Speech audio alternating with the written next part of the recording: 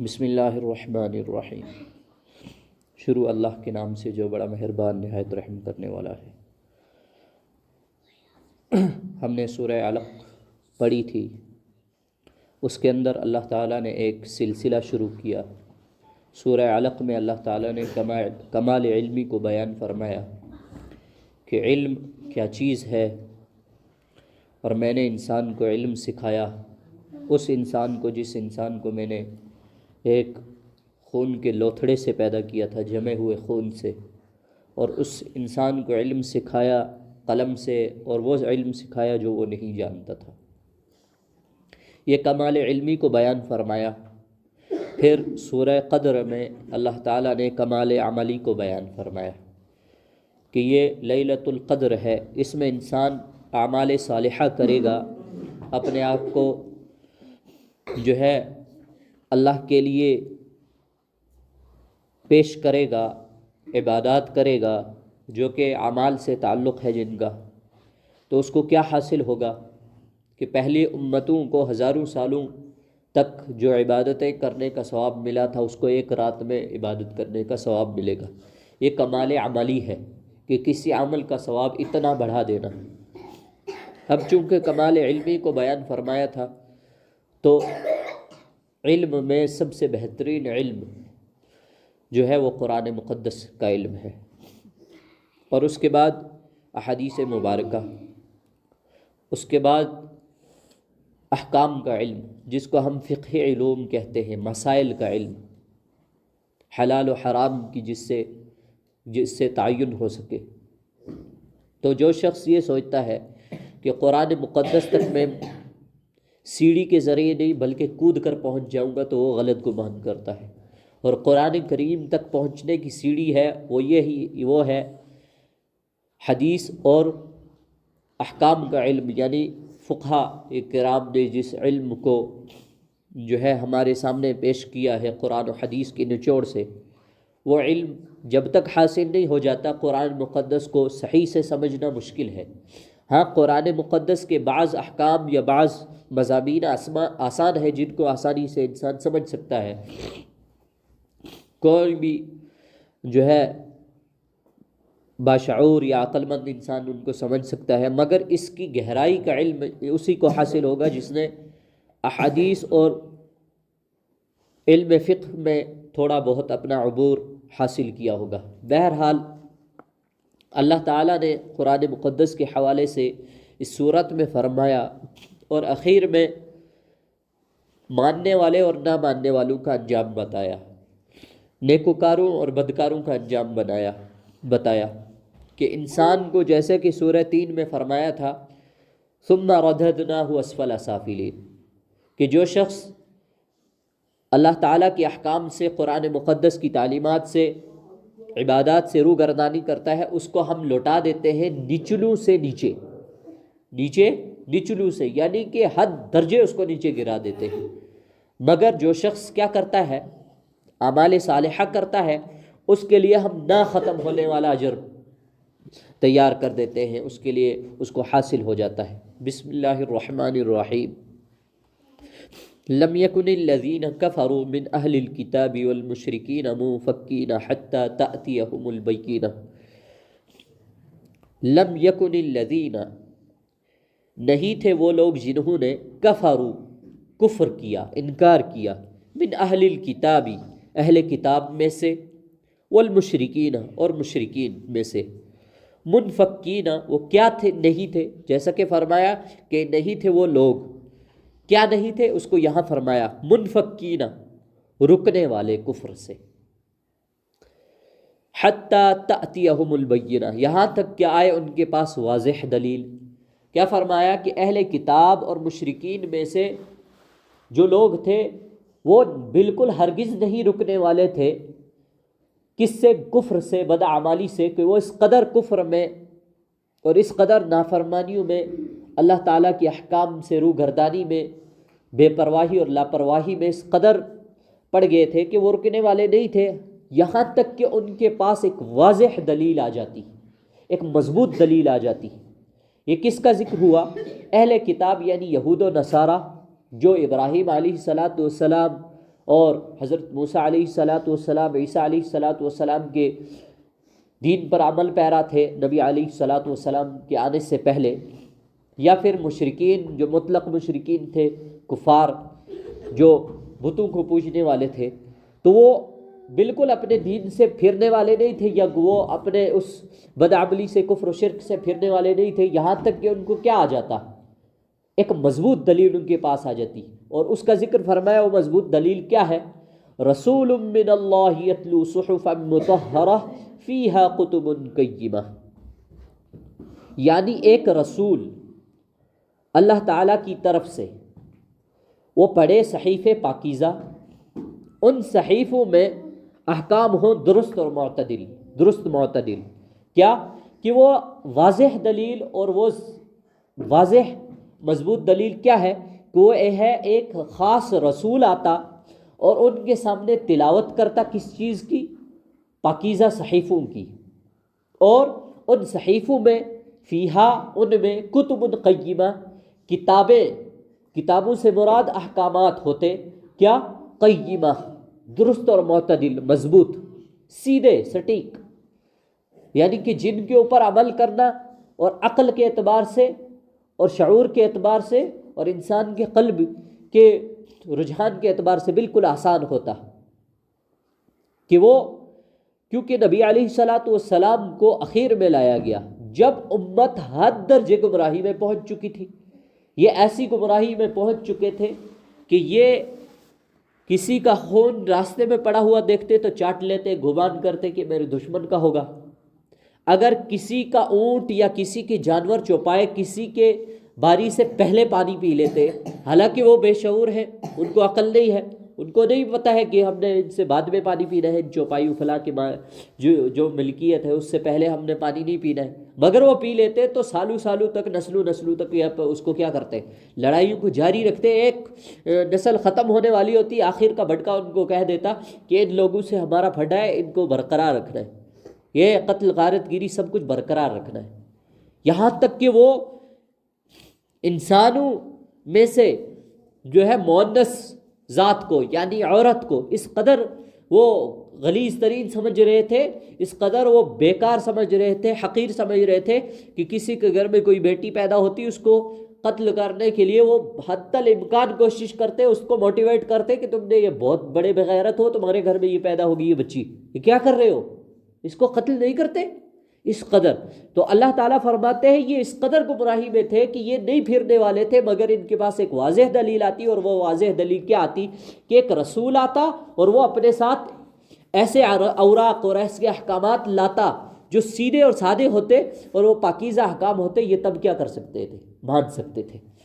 اب پھر آگے فرمایا وَمَا تَفَرَّقَ الَّذِينَ أُوتُوا الْكِتَابَ إِلَّا مِن بَعْدِ مَا جَاءَتْهُمُ الْبَيِّنَةُ، اور نہیں متفرق وہ مختلف ہوئے وہ لوگ جو دیے گئے کتاب مگر بعد اس کے کہ آئی ان کے پاس واضح دلیل۔ کیا فرمایا کہ یہ بالکل ان کے اندر کوئی اختلاف پیدا نہیں ہوا، کوئی فرق نہیں پیدا ہوا، کوئی تفرقہ نہیں پیدا ہوا، کوئی یہ متفرق نہیں ہوئے۔ کون لوگ؟ جو اہل کتاب میں سے تھے، یہاں تک کہ ان کے پاس مضبوط دلیل بھی آ گئی، ان کے پاس واضح دلیل بھی آ گئی۔ پہلے تو چلے یہ کیا کرتے تھے، ان کے پاس کوئی تھا ہی نہیں، واضح دلیل نہیں تھی کہ ہم کیسے کس طریقے سے عمل کریں، مگر اب آ بھی گئی، اس کے باوجود یہ کیا نہیں ہوئے، مختلف نہیں ہوئے، متفرق نہیں ہوئے، ان میں کوئی تبدیلی نہیں آئی۔ پہلے تو یہ ان کو معلوم تھا موسیٰ علیہ السلام کی تورات میں، عیسیٰ علیہ السلام کی انجیل میں، اور ابراہیم علیہ السلام کے صحیفوں میں قرآن مقدس اور نبی اکرم صلی اللہ علیہ وسلم کے متعلق واضح لکھا ہوا تھا کہ ایک رسول آئیں گے، وہ اپنے ساتھ ایک کتاب لے کر آئیں گے۔ اور کبھی کبھار یہ تو خود بھی کہتے تھے، کبھی کبھار ان کا مشرکین کے ساتھ جو بالکل بت ساز ہوتے تھے، بت پرست، ان کے ساتھ پھڈا ہو جاتا، لڑائی ہو جاتی ہے، ان کو ڈرانے کے لیے کہتے ہاں ایک وقت آئے گا، دیکھنا ایک رسول اور اس کے ساتھ ایک قرآن آئے گا، وہ تمہاری ملیامنٹ تم کو کر دے گا، نیست و نابود کر دے گا، وہ تمہارے نام و نشان مٹ جائے گا۔ مگر جب آ گئی وہ واضح دلیل، وہ ثابت ہو گیا، اس کے باوجود یہ انکار کر رہے ہیں، یعنی کہ اس کے بعد بھی یہ کیا کر رہے ہیں، اس کو مان نہیں رہے۔ اب آگے اللہ تعالیٰ فرماتے ہیں وَمَا أُمِرُوا إِلَّا لِيَعْبُدُوا اللَّهَ مُخْلِصِينَ لَهُ الدِّينَ حنفاء ويقيموا الصلاة ويؤتوا الزكاة وذلك دين القيم. حالانکہ نہیں وہ حکم دیے گئے، حالانکہ نہیں وہ حکم دیے گئے مگر لیعبدوا، یہ کہ وہ عبادت کرے، مخلصین خالص کرتے ہوئے، لہ الدین، اس کے لیے بندگی، یکسو ہو کر، حنفاء یکسو ہو کر، ویقیم الصلاۃ اور قائم کرے نماز، ویؤت الزکاۃ اور ادا کرے زکوٰۃ، وذالک دین القیمہ، یہی دین سیدھا ہے، یہی سیدھے لوگوں کا دین ہے. کیا فرمایا؟ جب ان کے پاس وہ احکامات آ گئے، اب انہوں نے مانا نہیں، اس کے باوجود نہیں مانا کہ ان کو حکم نہیں دیا گیا تھا مگر یہ کہ یہ کیا کرے، اللہ تعالیٰ کی عبادت کرے، خالص کرتے ہوئے اللہ تعالیٰ کی بندگی کو، یعنی کہ محض اللہ تعالیٰ کی بندگی کے لیے وہ مخلص ہو کر عبادت کرے اور نماز ادا کرے، زکوٰۃ ادا کرے. اور یہی دین جو تھا یہ سیدھے لوگوں کا دین تھا. کیا فرمایا کہ ان کو یہ پہلے ہی بتایا گیا تھا کہ تم نے اللہ تعالیٰ کی عبادت کرنی ہے، اخلاص کے ساتھ نماز قائم کرنی ہے اور زکوٰۃ دینی، اس کے باوجود یہ مانتے نہیں تھے. اور یہ جو پرانی کتابوں میں، صحیفوں میں بات تھی، اصل میں یہی تو بس سیدھا راستہ تھا جو نبی علیہ الصلوۃ والسلام بھی خود فرما رہے، مگر اس کے باوجود یہ مانتے نہیں ہے. اس کا انجام فرمایا. کیا انجام ہوگا؟ اب اتنی واضح دلیل آنے کے باوجود ان کے پہلے صحیفوں میں یہ بھی لکھا ہوا تھا کہ تم نماز پڑھنا، زکوٰۃ دینا، اللہ تعالیٰ کی عبادت کرنا، اور وہی چیز تو نبی علیہ الصلوۃ والسلام قرآن مقدس کے ذریعے سے بتا رہے ہیں. اگر اس کے باوجود نہیں مانتے، اس کا مطلب ہے اب یہ ناواقف ہونے کی وجہ سے نہیں مان رہے، بلکہ کس وجہ سے نہیں مان رہے؟ ضد کی وجہ سے. اب یہ ضد بضد ہو گئے کہ ہم نہیں مانیں گے، ہم کیسے مان لیں؟ تو اللہ تعالیٰ فرماتے ہیں اب نہ ماننے والوں کا انجام کیا ہوگا؟ ان الذين كفروا من اهل الكتاب والمشركين في نار جہنم خالدین فيها اولئک هم شر البریہ. ان الذين، بلا شبہ بے شک وہ لوگ جنہوں نے کفروا کفر کیا، انکار کیا، من اہل الکتاب اہل کتاب میں سے، یہود و نصارہ میں سے، والمشرکین اور مشرکون میں سے، یعنی کہ بت پرست لوگ جو بتوں کو پوجنے والے تھے. فی نار جہنم، وہ ہوں گے آتش جہنم میں، خالدین وہ ہمیشہ رہیں گے، فیہا اس میں. اور وہ کیا ہے؟ اور یہ لوگ کیا ہیں؟ اولئک هم شر البریہ، یہ لوگ بدترین مخلوق ہیں. کہ اللہ تعالیٰ نے انسان کو پیدا کیا اور ان میں یہ لوگ جو انکار کرنے والے ہیں، وہ چاہے یہود و نصارہ میں سے ہو، یہ بدترین مخلوق ہے. اور داخل کہاں ہوں گے؟ جہنم میں، ہمیشہ ہمیشہ وہاں رہیں گے. اب کیا فرمایا کہ اب یہ تو انجام ان لوگوں کا جو نہیں مانتے. پھر تسلی کے لیے، چونکہ اللہ تعالیٰ کے ایک قرآن مقدس کے حوالے سے ایک بڑا جو ہے یہ طریقہ رہا ہے، عادت اللہ رہی ہے کہ جہاں بھی کفار کا ذکر کیا فوراً تسلی کے لیے مسلمانوں کو بھی کیا کر دیا؟ انعامات، جزا کا ذکر کر دیا کہ یہ تو انکار کرنے والوں کا معاملہ ہے، اب ماننے والوں کے ساتھ کیا ہوگا؟ فرمایا ان الذین آمنوا وعملوا الصالحات اولئک هم خیر البریہ. بلا شبہ وہ لوگ جو ایمان لائے اور اعمال صالحہ کیے، اولئک هم خیر البریہ، یہی لوگ بہترین مخلوق ہیں. کیا فرمایا؟ اب کیا ہی آسان ہوتا ہمارے لیے کہ یہاں اللہ تعالیٰ آمنو کے بعد کوئی چیز ذکر نہیں کرتے، یہاں تک کہ اعمال صالحہ ذکر کر دیے، تو ہمارے لیے کیا آسانی ہو جاتی کہ کلمہ پڑھ لیتے اور جنت میں چلے جاتے. مگر قید لگا دی کہ بھائی نہیں ایسا نہیں ہو سکتا، یہاں میرٹ لیول بھی ہے. کیا ہے؟ میرٹ لیول بھی ہے کہ اوپن میرٹ میں تو آپ پھنس جاؤ گے، مگر میرٹ یہ ہے، لیول یہ ہے کہ اگر آپ کے ساتھ پاس ریزرویشن ہوئی اعمال صالحہ کی تو آپ آسانی سے جنت میں چلے جائیں گے. ورنہ یہ ہے کہ مشکل ہو جی، بڑی ٹف مقابلہ ہوگا، پھر جہنم میں تھوڑی دیر کے لیے ہو سکتا ہے جلنا بھی پڑے، کیا پھر آپ کو ہو سکتا ہے ویٹنگ میں بھی آ جانا پڑے. مگر یہ ہے کہ میرٹ لیول یہ ہے کہ اگر آپ آسانی ریزرویشن ہوئی اعمال صالحہ کی تو آپ آسانی سے جنت میں جا سکتے ہیں. اور وہ کیا ہے ریزرویشن؟ کہ آپ کے پاس آمنو کے ساتھ اعمال صالحہ بھی ہونی چاہیے. آپ اللہ کو مانتے ہیں، نبی اکرم صلی اللہ علیہ وسلم کو مانتے ہیں، قرآن کو حق مانتے ہیں، مگر اس کے ساتھ نمازوں کو بھی مانتے ہیں کہ اللہ تعالیٰ کی عبادت ہے، روزے بھی مانتے ہیں، مگر کرنے بھی ہے. تبھی جا کر کیا ہوگا؟ آسانی سے جنت میں جاؤ گے، تبھی تو تم بہترین مخلوق ہو. اور ملے گا کیا؟ وہ فرمایا جزاؤہم عند ربہم، ان کی جزا ہے، ان کا بدلہ ہے، عند ربہم ان کے رب کے پاس، جنات عدن دائمی جنت. کیا فرمایا؟ دائمی جنت، تجری من تحتها الانہار جاری ہوں گے جس کے نیچے نہریں. یہ نہروں سے مراد چھوٹی چھوٹی کٹھیاں یا وہ چھوٹے چھوٹے کول ڈرینز نہیں ہے. یہاں نہروں سے مراد جو اردو میں نہر ہوتا ہے چھوٹی وہ ڈرین کو کہا جاتا ہے یہ نہر ہے. دریا الگ ہوتا ہے مگر عربی میں نہر دریا کو کہا جاتا ہے. نہر دریا کو جو بڑا دریا ہوتا ہے جیسے جہلم. تو فرمایا کہ ان جنت کے نیچے جو ہے ایسی نہریں ہوں گی. آپ امیجن کریں ایک چیز کو کہ ایک ایسی جنت ہو جو بڑا زبردست قسم کا باغ ہو. یہاں سے میوے ہیں ہر قسم کے میوے میوے ہی میوے میوے ہی میوے ہیں اور ساتھ میں جھرنے ہیں. یہاں سے اوپر سے آبشاریں گر رہی ہے جھرنے ہیں وہ واٹر فال اور وہ واٹر فال کے نیچے بڑے ساری لمبی لمبی جو ہے نہریں ہیں دریا ہیں.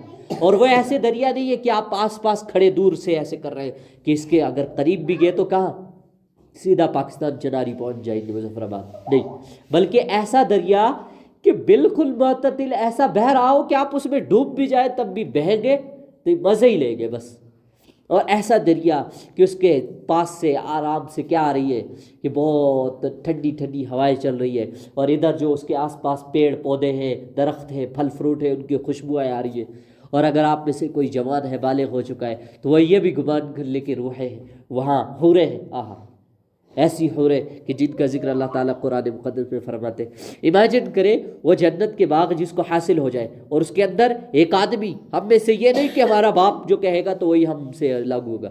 ہم میں ہر ایک انڈیویجول آدمی وہاں کنگ ہے بادشاہ ہے.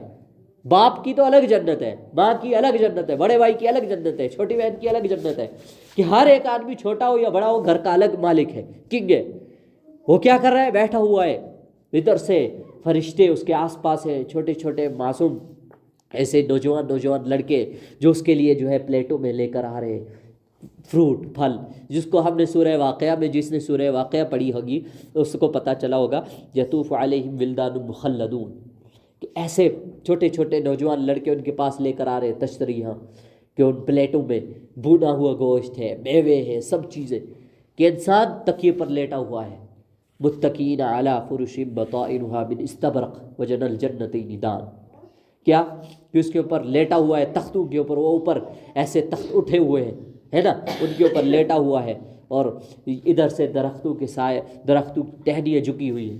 یہ امیجن کرتا ہے کہ کاش آج میں بریانی کھا لیتا.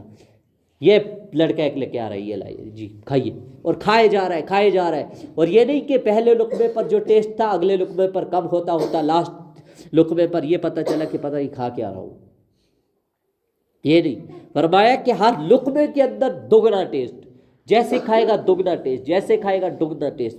اور ہوگا کیا فائدہ اس کو کہ کھا کے پیٹ بھر جائے گا اور وہ پیٹ بھرنے کے بعد وہی نہیں پادنے لگ جائے گا کیا ہوا خارج نہیں کرنے لگ جائے گا وہ ڈکار مارے گا یا پھر اس کے ماتھے پر ایک معمولی سا پسینہ آئے گا اور وہ جو ڈکار مارے گا اس سے بھی بدبو نہیں آئے گی. یہ کیا کر دیا یار مولی کھا کے جیسے ڈکار نہیں. اس ڈکار سے یہ ہوگا کہ پورے جنت میں ایک خوشبو ایسی پھیل جائے گی کہ ہر جنتی پوچھے گا یہ کیا ہے.